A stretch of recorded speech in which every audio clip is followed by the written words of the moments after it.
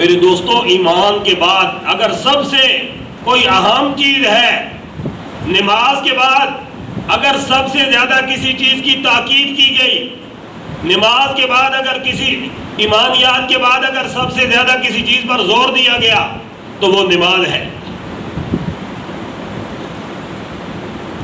رب العالمین نے مومنین کی صفتوں کو بیان کیا نا کہ الذین هم فی صلاتہم خاشعون، کہ وہ اپنی نمازوں کے اندر عاجزی کرنے والے ہیں۔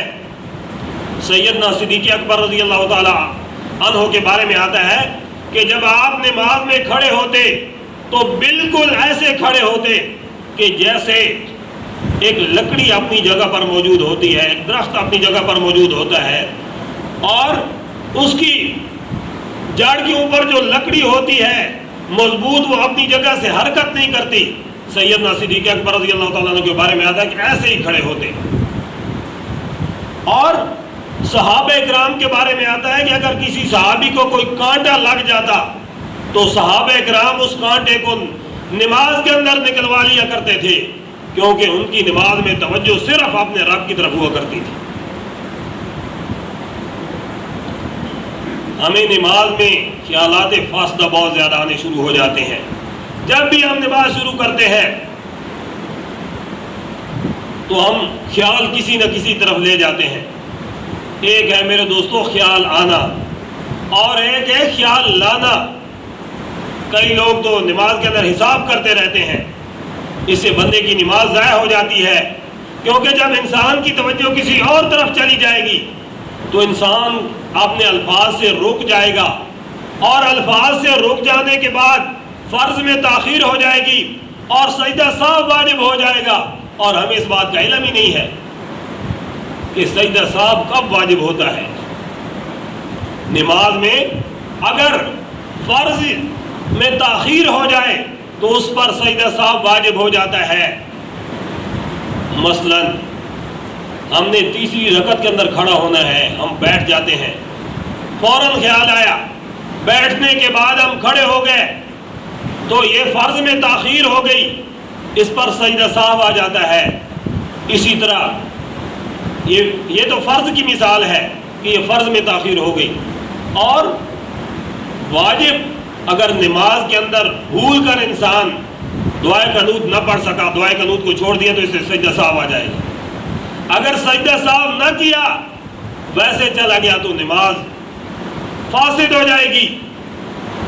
یہ بنیادی مسائل ہیں نماز کے 13 فرض ہیں اور 14 واجبات ہیں۔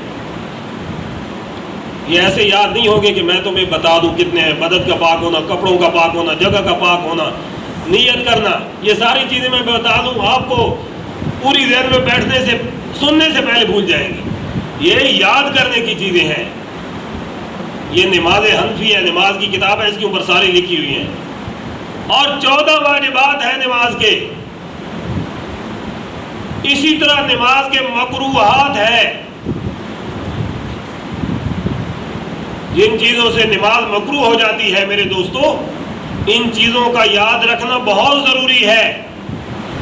یہ چیزیں یاد کریں اور علماء سے پوچھیں۔ قیامت کے دن سب سے پہلے جس چیز کا حساب کیا جائے گا وہ نماز ہوگی۔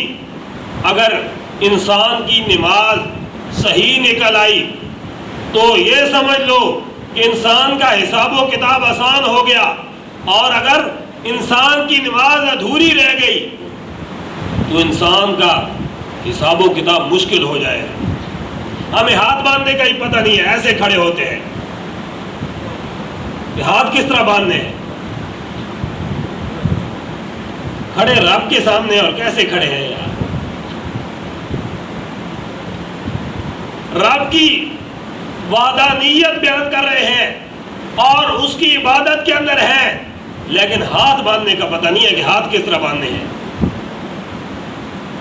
تو میرے دوستو، علماء سے سیکھو نماز، علماء سے پوچھو، اپنی نمازوں کو ضائع مت کرو۔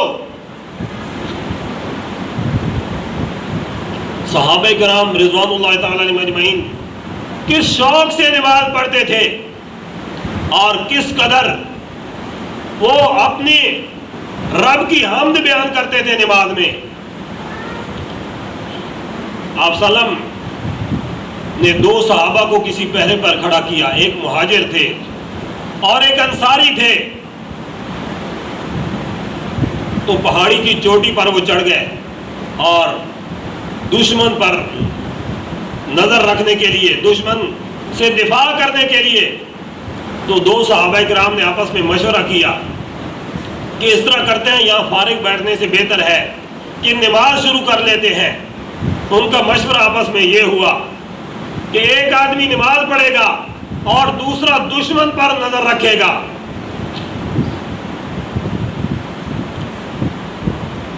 تو اس طرح ہوا، ایک صحابی جو ہے انہوں نے دشمن پر نظر رکھی اور دوسرے ساتھی سو گئے۔ تو وہ کہنے لگے کہ دشمن کو ویسے ہی دیکھ رہے ہیں، یہاں بیٹھنے سے بہتر ہے کہ نماز شروع کر دیتے ہیں۔ انہوں نے ادھر کھڑے ہو کر نماز شروع کر دی۔ نماز شروع کی تو دور سے دشمن نے دیکھا کہ لگتا ہے کہ کوئی تصویر نظر آ رہی ہے۔ انہوں نے تیر پیوست کیا اور صحابی کے جسم میں آ کر تیر پیوست ہو گیا، لیکن انہوں نے حرکت نہیں کی، انصاری تھے۔ دوسرا انہوں نے تیر پیوست کیا، لیکن انہوں نے اپنی جگہ سے حرکت نہیں کی، حتیٰ کہ تیسرا تیر جب انہوں نے پیوست کیا تو جسم سے خون کا فوارہ نکلا اور دوسرے ساتھی کے جسم پر گیا۔ وہ بیدار ہو گئے اور کہنے لگے کیا بات ہے؟ تو بتایا کہ دشمن نے تیر پھینکا ہے اور میں نے نماز کے اندر سورۃ کہف کی تلاوت شروع کر رکھی تھی۔ میرا دل نہ چاہا کہ میں نماز کو توڑ دوں، میرا دل یہ چاہتا ہے کہ میں سورۃ کہف کو مکمل کروں اور اس کے بعد نماز کو ختم کروں۔ یہ صحابہ کرام کا شوق تھا کہ دشمن کے 3 تیر جسم کے اندر پیوست ہو گئے، لیکن اپنے جسم کو حرکت نہیں دی۔